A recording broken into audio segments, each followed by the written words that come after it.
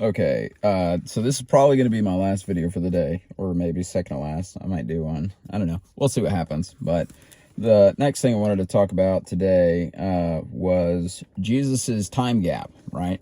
So we all know that Jesus, born in a manger, all that kind of stuff. Herod heard that somebody was supposed to be coming and taking over the kingdom, freaked out, decided he wanted to kill Jesus, la-da-da-da-da, right? So they flew to Egypt. Then angel appeared to Joseph, right, and said, it's okay, you can return to Israel now. And then they did. And that's all we heard of it. Little baby Jesus went back to Israel, and we never heard of him again until, so John chapter 2, verse 19 is kind of where we talk about returning, returning to Israel. John chapter 3, the very next verse, we don't hear anything of Jesus. This is all about John the Baptist's ministry and all that kind of stuff until verse 13, where it says, then Jesus cometh from Nazareth. Then cometh Jesus, bring this up a little bit. Then cometh Jesus from Galilee to Jordan unto John to be baptized of him. But John forbade him, saying, I have need to be baptized of thee, and thou comest to me, ? And Jesus answered and say, The point is, Jesus is now starting his ministry, right? That's kind of the whole thing. So this is the big time gap. This is the big question mark, right? Jesus was a little baby, and then one verse later, or I guess technically maybe one passage later or something like that, all of a sudden Jesus is a full-blown adult. What happened? Where did he go, right? 12 years old to 29 years old kind of thing. It's funny because a lot of people, there's a lot of some people say, it's none of our business, doesn't matter. Some people say that he stayed as a carpenter and just did help around the house, all that kind of stuff. Some people say that he went off, da-da-da-da-da. Well, we know where he was at, and the reason is because it's not in the Bible where he was at. But we refuse to look at things outside of the Bible for information. We try to find absolutely everything inside of the Bible. It's like whenever your car has a check engine light and you refuse to pop open the hood and look under the engine, you decide you want to try to find the problem to the car by not exiting the car. And you can do that for the most part because, there's a little OCD port or whatever you call it. You plug in the little computer and you can get a rough idea. But, getting out of the car is required to actually find out why your check engine light is on. Kind of same thing with the Bible. There are a lot of accounts of Jesus traveling, kind of disappearing into the night, traveling to Asia, into India. And they have texts written, the Buddhist text, there's a lot of Buddhist texts that mention Jesus. He went under the name of Isa, because that's the Arabic translation of his name. So his name, Jeshua, in Hebrew,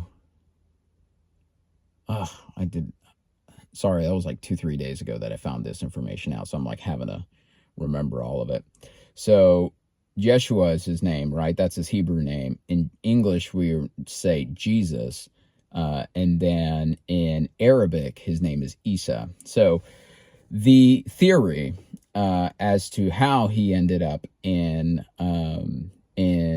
Asia is the theory is which is faith, perfect, just what we need, just what we've been looking for, right? We need to believe something, great. But the theory is that he was 12 years old, and at about that time he would be expected to take a wife and have a family and all that kind of stuff, and he didn't want to do that. And so we're guessing, maybe, I say I have no idea, it's just research that I've done, but so we're guessing he went with a whole bunch of Arabic people out to Asia, right? Because there's a lot of stories in the Buddhist culture, and there's a lot of written things about what Jesus had taught. This prophet Isa from from the Middle East who had come over, who was born, all this kind of stuff. And so I forget the name of the guy who discovered it. It was discovered kind of like in the 17 or 1800s by a Russian explorer who's exploring in Tibet. And they had a whole bunch of writings of this guy who had come from the Middle East, who was very remarkable, who was very spiritually awakened and all of this kind of stuff, and was as one of the masters and all this kind of stuff.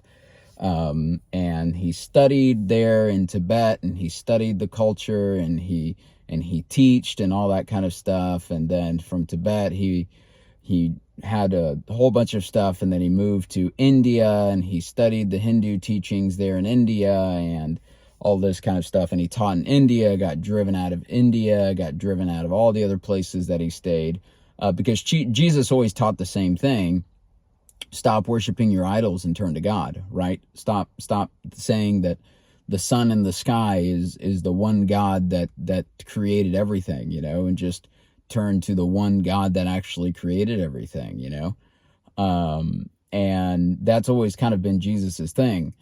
And so you can imagine he'd get run out of a lot of places, which makes sense. But anyways, so this is typically not accepted in Christianity because it's kind of hearsay, all this kind of crap, right?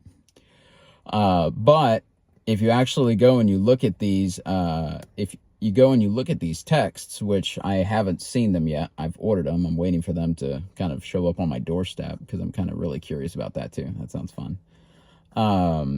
To see what Jesus was teaching because we know that he went there and he studied with the Buddhists and he studied with the Hindus and all that.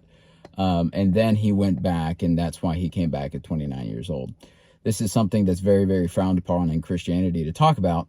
But if we're looking strictly at history and looking at the Bible claiming it's a historical text, we can also look at the other religious historical texts that talk about Jesus, which happen to be Buddhist and which happen to be, Hindu texts and stuff like that. So I'm not going to refrain from looking at other sources of information about Jesus just because they aren't perfect, holy, consecrated by the Catholic Church or whatever, to be integrated into our perfect Bible, because very clearly the Bible isn't perfect in so many ways.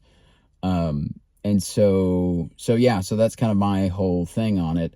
A lot of people haven't even heard of that, and I just wanted to kind of introduce that thought to you. But yeah, so that's something that I'm researching right now. Obviously, I don't have all the information because I don't have much more to give you than just that. But they considered him the prophet Isa. So that's why it's kind of been shrouded in mystery for years, is because, if you're asking what about Jeshua or Jesus, you're not going to get anything. But his Arabic name, Isa, is what he went under through China and stuff. And I'm guessing, of what I've found, the reason why he could have done that is because the traders that he was traveling with were most likely Arabic. So just like my name is John, and in Spanish it's Juan, and in Russian it's a different word, and in Italian it's a different word, same thing, right? So that's kind of the reason for it. But that's something that I'm looking into, and of course you'll hear more of that as I kind of go deeper into it. But yeah, it's just something to consider. Why would Jesus flee? Why would Jesus flee Israel and go to Asia and India? And why would he study Buddhism? Why would he study Hinduism if he was already God and knew everything? So, interesting thing. So maybe he was more just a perfectly spiritual guy that absolutely loved spirituality and loved dealing into all of that and diving into all of that. And maybe that's the reason why he was studying it. Who knows? But anyways, just wanted to leave that thought with you guys. All right. Ciao. See y'all later.